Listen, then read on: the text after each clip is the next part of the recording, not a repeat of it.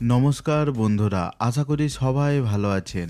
স্ক্রিনে আপনারা যে মানচিত্রটি দেখছেন, এখানে একদিকে রয়েছে রাশিয়া আর অন্যদিকে রয়েছে ন্যাটো সামরিক জোট। এই মানচিত্রটা দেখতে খুব সাধারণ মনে হতে পারে, কিন্তু আন্তর্জাতিক রাজনীতির দৃষ্টিতে এই দুই শক্তির সম্পর্কই আজ পৃথিবীর সবচেয়ে বড় কৌশলগত উত্তেজনার একটি।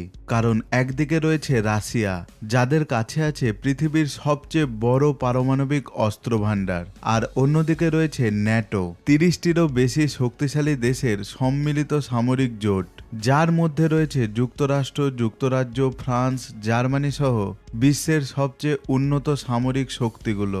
একটা তথ্য শুনলে বিষয়টা আরও পরিষ্কার হবে। বিশ্বের মোট সামরিক ব্যয়ের অর্ধেকেরও বেশি খরচ করে শুধু ন্যাটো দেশগুলো। তাহলে স্বাভাবিকভাবেই একটা প্রশ্ন উঠে আসে, যদি কখনো রাশিয়া এবং ন্যাটো সরাসরি সামরিক সংঘর্ষে জড়িয়ে পড়ে, তাহলে কার সামরিক শক্তি বেশি? আজকের ভিডিওতে আমরা খুব সহজভাবে বোঝার চেষ্টা করব রাশিয়া এবং ন্যাটো এর আসল সামরিক শক্তি কতটা, কোন ক্ষেত্রে কে এগিয়ে, এবং বাস্তবে এমন সংঘাত হলে পৃথিবীর পরিস্থিতি কেমন হতে পারে। প্রথমেই একটু বুঝে নেওয়া যাক ন্যাটো আসলে কি।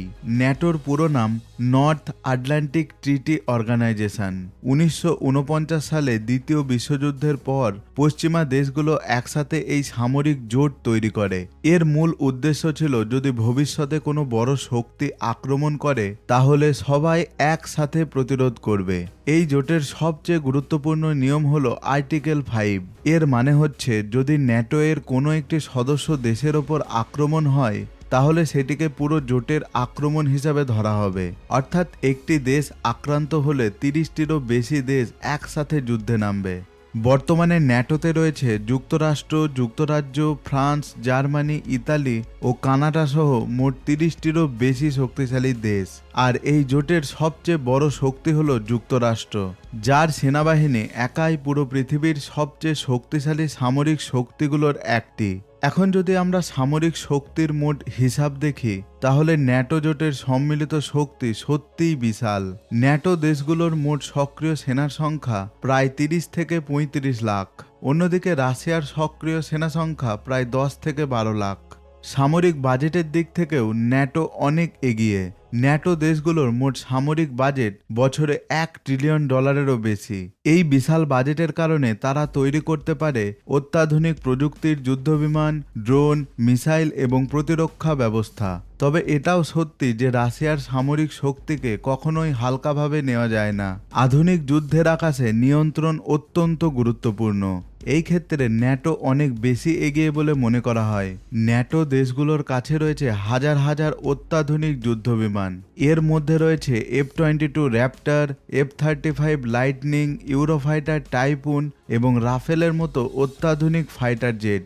এই বিমানগুলো স্টেলথ প্রযুক্তি ব্যবহার করে, যার ফলে শত্রুর রাডারে ধরা পড়া অত্যন্ত কঠিন। অন্যদিকে রাশিয়ার কাছেও রয়েছে শক্তিশালী যুদ্ধবিমান, যেমন Su-35, Su-34 এবং MiG-31। এছাড়া রাশিয়া নতুন প্রজন্মের স্টেলথ ফাইটার Su-57 তৈরি করেছে।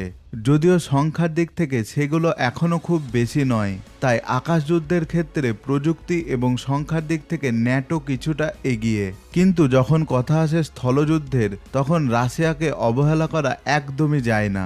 রাশিয়ার সেনাবাহিনী ঐতিহাসিকভাবে স্থলযুদ্ধে অত্যন্ত শক্তিশালী। তাদের কাছে রয়েছে হাজার হাজার ট্যাঙ্ক এবং সাঁজোয়া যান। T-72, T-80 এবং T-90 ট্যাঙ্কগুলি দীর্ঘদিন ধরে রাশিয়ার প্রধান যুদ্ধ ট্যাঙ্ক হিসাবে ব্যবহৃত হচ্ছে।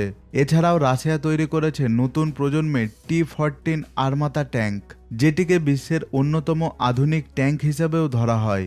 অন্যদিকে ন্যাটো দেশগুলোর কাছেও রয়েছে অত্যাধুনিক ট্যাঙ্ক, যেমন আব্রামস, লেওপার্ড 2 এবং চ্যালেঞ্জার 2। প্রযুক্তির দিক থেকে ন্যাটোর ট্যাঙ্কগুলি উন্নত হলেও সংখ্যার দিক থেকে রাশিয়া অনেক এগিয়ে।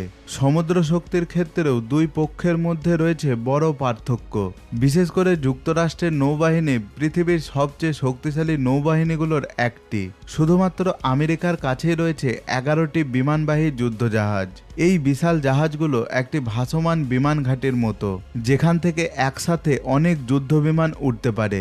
অন্যদিকে রাশিয়ার কাছে রয়েছে মাত্র একটি বিমানবাহী যুদ্ধজাহাজ। তবে রাশিয়ার সাবমেরিন প্রযুক্তি অত্যন্ত শক্তিশালী।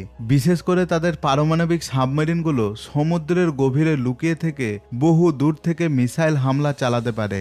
মিসাইল প্রযুক্তির ক্ষেত্রেও রাশিয়া অনেক শক্তিশালী। রাশিয়া তৈরি করেছে হাইপারসনিক মিসাইল, যেমন কিনজাল, অ্যাভানগার্ড এবং জিরকন। এই মিসাইলগুলো শব্দের গতির কয়েক গুণ দ্রুত চলতে পারে এবং এগুলোকে প্রতিরোধ করা অত্যন্ত কঠিন। তবে সবকিছুর উপরে রয়েছে সবচেয়ে ভয়ঙ্কর বিষয়, পারমাণবিক অস্ত্র।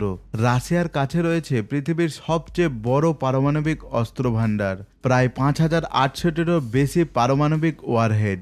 অন্যদিকে যুক্তরাষ্ট্রের কাছেও রয়েছে 5000-এরও বেশি পারমাণবিক অস্ত্র।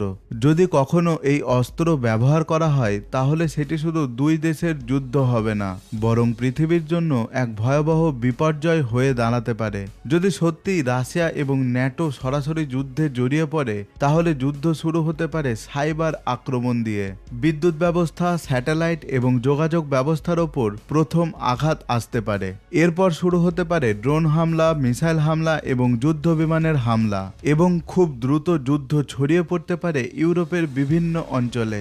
সব দিক থেকে বিবেচনা করলে বলা যায় সামরিক শক্তির দিক থেকে ন্যাটো জোট অনেক বড় এবং শক্তিশালী, কারণ তাদের কাছে রয়েছে বেশি দেশ, বেশি সেনা, বেশি প্রযুক্তি এবং বিশাল সামরিক বাজেট। কিন্তু রাশিয়াকেও কখনো দুর্বল ভাবা যাবে না, কারণ তাদের কাছে রয়েছে বিশাল সেনাবাহিনী, শক্তিশালী মিসাইল প্রযুক্তি এবং পৃথিবীর সবচেয়ে বড় পারমাণবিক অস্ত্র ভাণ্ডার। এই কারণেই বাস্তবে রাশিয়া এবং ন্যাটোর মধ্যে সরাসরি যুদ্ধ এখনও শুরু হয়নি, কারণ এমন একটি যুদ্ধ শুরু হলে শুধু দুই পক্ষই নয়, পুরো পৃথিবী তার ভয়াবহ পরিণতির মুখোমুখি হতে পারে। বন্ধুরা, আপনার কি মনে হয়, যদি সত্যিই রাশিয়া এবং ন্যাটোর মধ্যে যুদ্ধ শুরু হয় তাহলে কোন পক্ষ বেশি শক্তিশালী হবে? আপনার মতামত অবশ্যই কমেন্টে লিখে জানান। বন্ধুরা, আজকের মতো এই পর্যন্তই। আবার দেখা হবে পরবর্তী ভিডিওতে। আর আমাদের ভিডিওগুলো ভালো লাগলে অবশ্যই চ্যানেলটিকে সাবস্ক্রাইব করে রাখবেন। ততক্ষণ সুস্থ থাকুন, ভালো থাকুন আর সকলকে ভালো রাখার চেষ্টা করুন।